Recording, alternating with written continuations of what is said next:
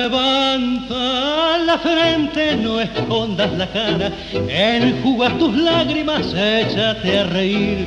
No tengas vergüenza, a tu rostro aclara, ¿por qué tanta pena? ¿Por qué tal sufrir?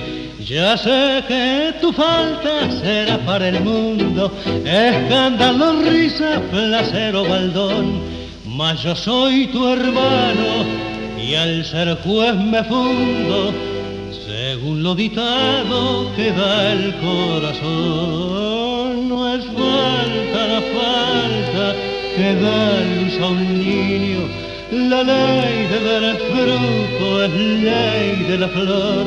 No peca quien brinda la fe del cariño, ni es crimen el darse y confiada al amor.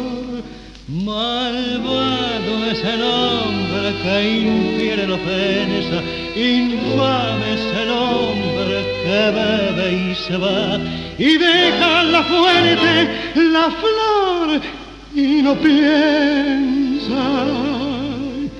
no piensa siquiera que un ser nacerá.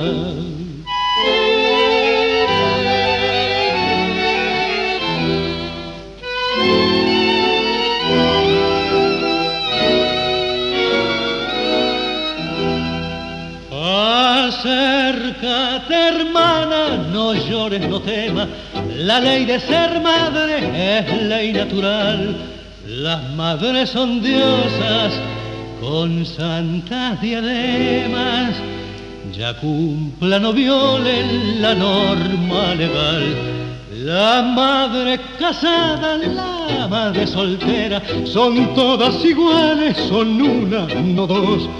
Lo nieguen las leyes, lo niegue quien quiera, son todas iguales delante de Dios. No llores, hermana, ya ves que comprendo, de nada te culpo, mi afecto te doy, mi casa, mis brazos, mis puños te ofrendo, del hijo que traes y cuál padre ya soy.